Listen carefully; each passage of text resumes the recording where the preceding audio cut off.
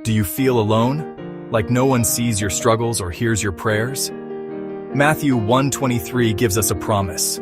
They will call him Emmanuel, which means God with us. Let's talk about how this truth can change everything. From the beginning, God planned to draw near to us. Jesus, born of a virgin, isn't just a historical figure.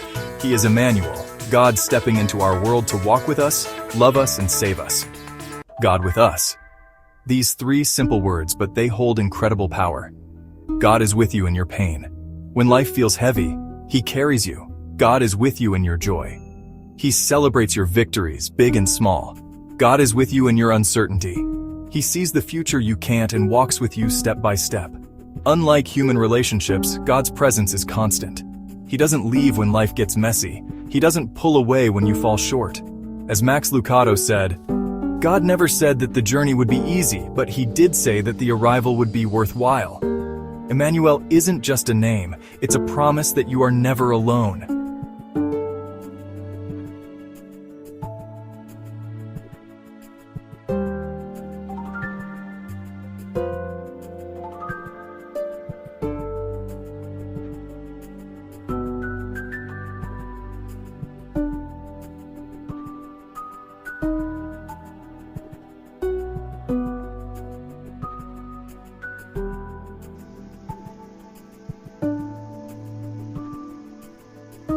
Today, take a moment to thank God for being with you. Pray, Lord, thank you for being my Emmanuel. Help me trust in your presence today. You're not walking through life alone. God is with you. C.S. Lewis said, "The Son of God became a man to enable men to become sons of God." Emmanuel means God didn't just come to visit, He came to stay.